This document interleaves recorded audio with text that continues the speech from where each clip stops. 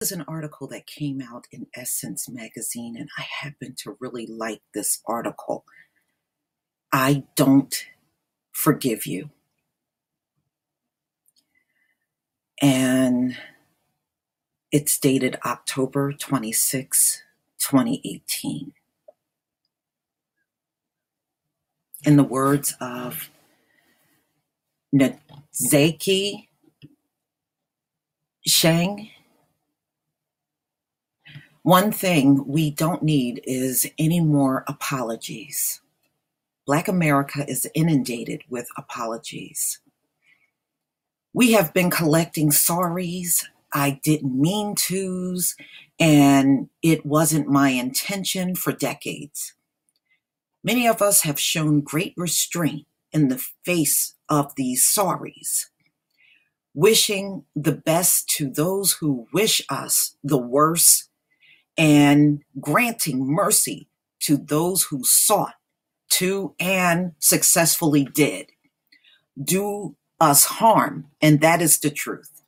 You know, these folks will do hurtful and very harmful things to us, and they think some meaningless words that come from their lying lips is going to suffice, and it just doesn't.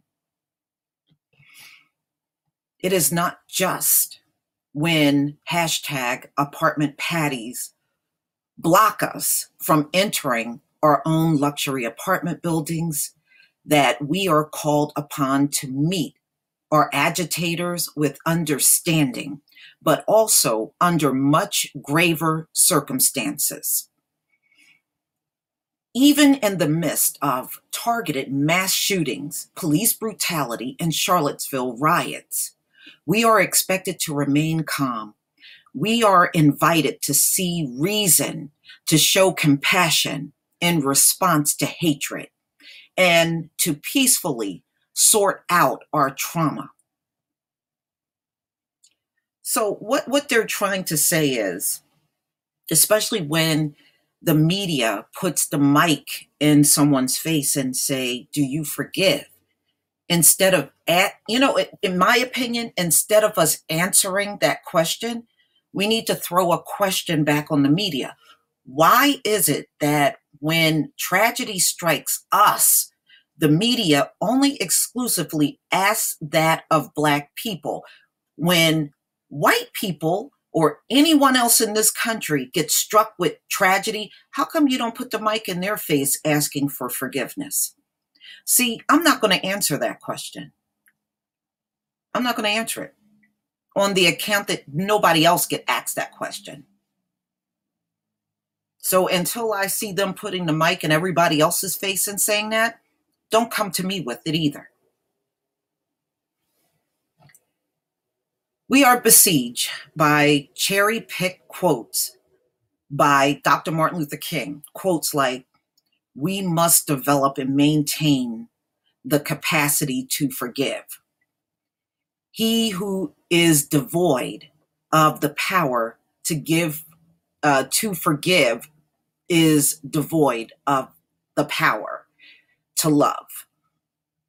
There is some good in the worst of us and some evil in the best of us. When we discover this, we are less prone to hate our enemies in the hopes that we will invoke his spirit of forgiveness and sedate our hurt and outrage. First of all, the people who murdered Dr. Martin Luther King have no business quoting him to begin with. That's the way I see it. You have no ground to stand on in quoting Dr. Martin Luther King to Black people when it was people that look like you that killed him. Don't want to hear it. However, 9-year-old Jeremiah Harvey refuses. I don't forgive this woman, and she needs help. I think it should have been left at that. He said of Teresa Klein, also as Corner Store Caroline. It was his book bag that brushed up against Klein's rear end. whatever was there, because that sure ain't no rear end, as he departed from a New York bodega. Yet she was adamant, even after seeing video footage that showed the opposite, that Jeremiah sexually assaulted her. Because she still, even after her apology, she still said she still believed she was sexually assaulted in the store. So she was still not letting it go. So that being said, no, you don't forgive her. No, you don't forgive that. She says, "Yo, young man, I want to apologize." And then when that mic went in her face again, she said, "I still believe I was sexually assaulted in that store." No, no, you don't forgive that. No. Okay. Let me get back on track here. Okay, so it was his book bag that brushed up against Klein's missing rear end as he departed from a New York bodega, yet she was adamant. Even after seeing the video footage showed the opposite, that Jeremiah sexually assaulted her, though even his mother forgives the woman, Jeremiah cannot. And I do see it that way. You know, he was really coerced into changing his mind. But even when he did it, when I watched that video, he wasn't feeling that. He was not feeling that. Mm-mm. But you could hear the passion in his voice when he said, "No, I don't forgive this woman." But it sure wasn't there when he had been forced to forgive her. Mm-mm. It wasn't there. Even at a young age, he understands that those who harm us do not deserve our immediate forgiveness, no matter how hard they plead for it. Absolutely. Forgiving somebody is a choice. It is not an obligation, but Christianity has turned it into an obligation, and that is not what it should ever be.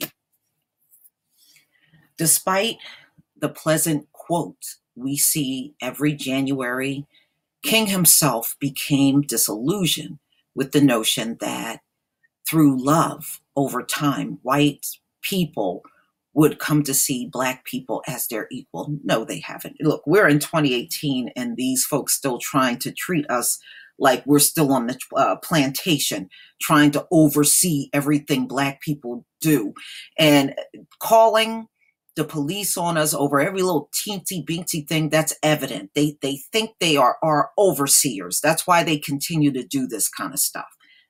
And if they see you as somebody that they need to go to the slave catcher over, that means they sure don't see you as an equal and never will.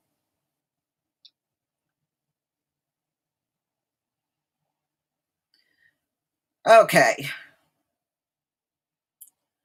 In his 1967 book, Where Do We Go From Here? Chaos or Community? He wrote, "Whites, it must frankly be said, are not putting in a similar mass effort to re-educate themselves out of their racial ignorance." That's because they think they're justified in it. See, if you believe you're justified in something, you're not going to change it. And they believe they are justified in their racism towards us. There's no need for them to change it. It is an aspect of their sense of superiority that the white people of America believe they have so little to learn. Though his work was important and necessary, King understood that his moderate tactics were rooted in respectability politics. They operated on the principle of being well behaved, agreed Blacks to gain respect, equality, and access. But see, that doesn't work when you are dealing with a people that pass racism down through the generation. I don't care how respectable and well behaved you are. that is not going to remove racism from any one of them. It doesn't matter. It is something that is deeply ingrained and something that they still believe in enough to pass on to their kids. And that's the bottom line. But in many cases, being a respectable Black was not working. Peaceful protest and community gatherings provoked by over policing, exactly, and that's what we still face, erupted into riots in over 150 cities, resulting in nearly 100 deaths and thousands of injuries and arrests. The Memphis sanitation workers were maced and tear gassed during their nonviolent protest. A student protest at a bowling alley culminated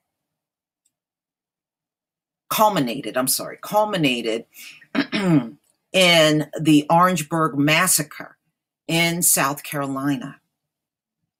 Wow.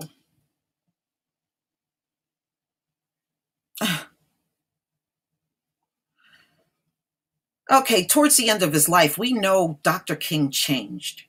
We know that because he was reaching out to the Nation of Islam, and he was dropping a lot of that nonviolence talk towards the end of his life. You know, and that's the part of Dr. King they don't quote any of that when he got towards the end.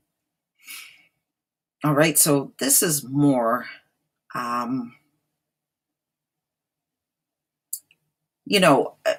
Dr. King was really a very complex person.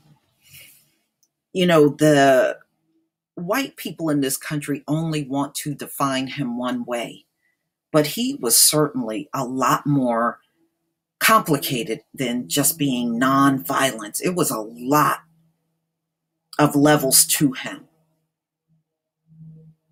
And that's why towards the end he had changed after going through so many marches and being rocks and bottles and being called all kinds of racist names and everything out in the streets. It really started turning him around. He actually started waking up, y'all. Just at the very end of his life, he started to wake up.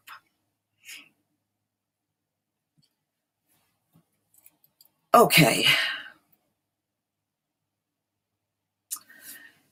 I am not interested now or ever in arguing a case for my existence, and neither is Jeremiah. Like Jeremiah, my anger, annoyance, and aspiration at racists is justified. And I will not be,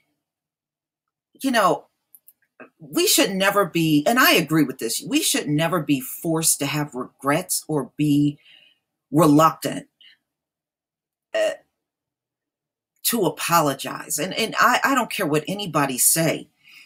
I got a problem with our people apologizing when no one even asked you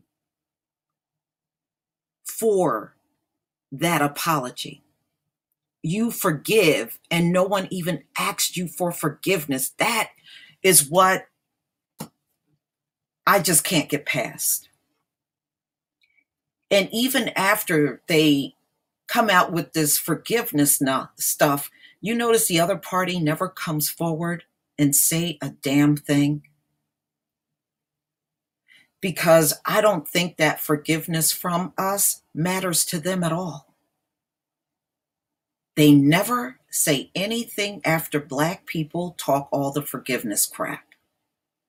You don't hear a peep out of them. Because they don't care. Plain and simple. They don't give a damn.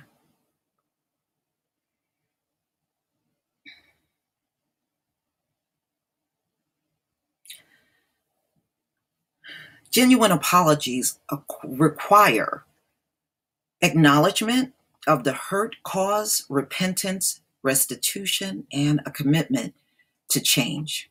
Our forgiveness, my forgiveness, and Jeremiah's forgiveness must be earned. So, for now, I don't forgive you.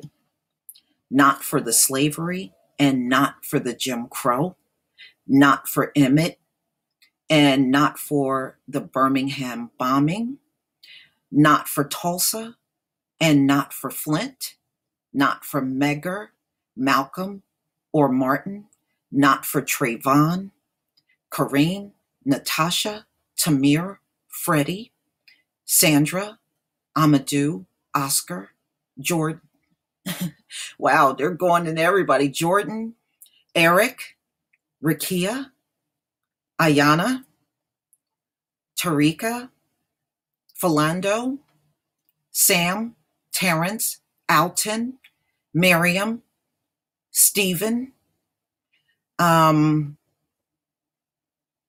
Stefan, Natasha, Yvette, and and many of the other names that have not been spoken. Absolutely.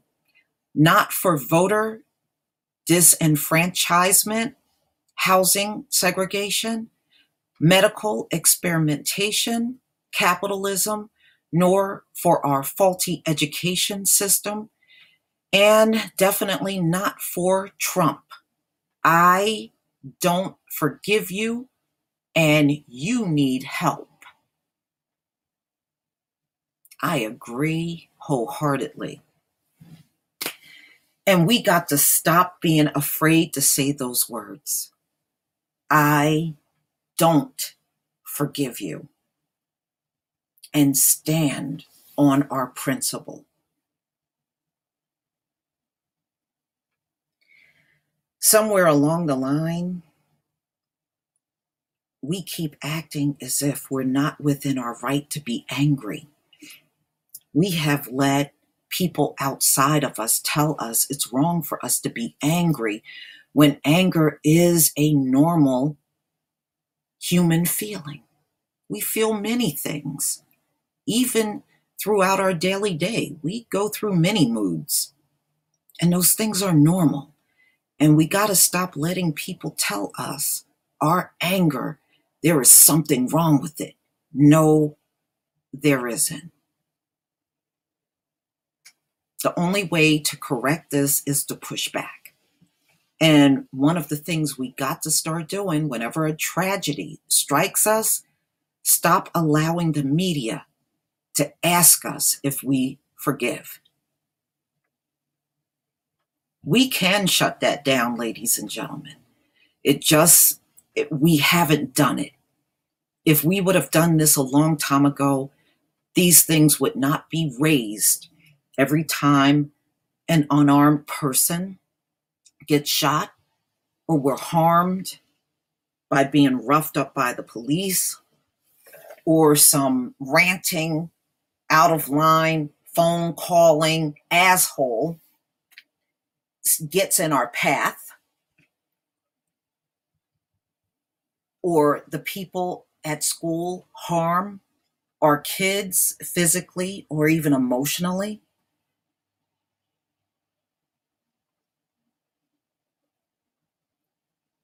We are allowed to be angry. Don't let anybody take that away from you. And we are allowed to say, I don't forgive you. Ladies and gentlemen, we have to work out all of the bad teachings we have gotten all throughout our lives in this wicked system.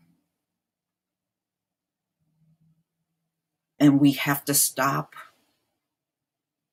going along with the status quo.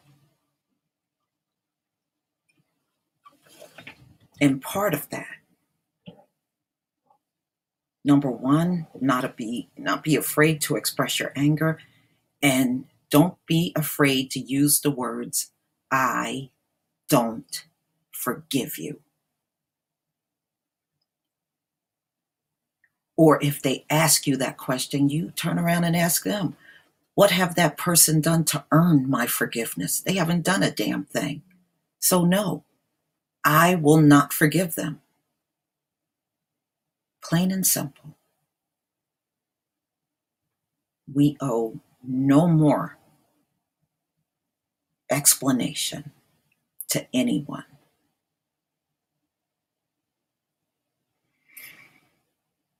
Please tell me what you think, ladies and gentlemen, about this article in Essence Magazine. I don't forgive you. Please leave your comment and subscribe. Don't forget to hit on the notification bell.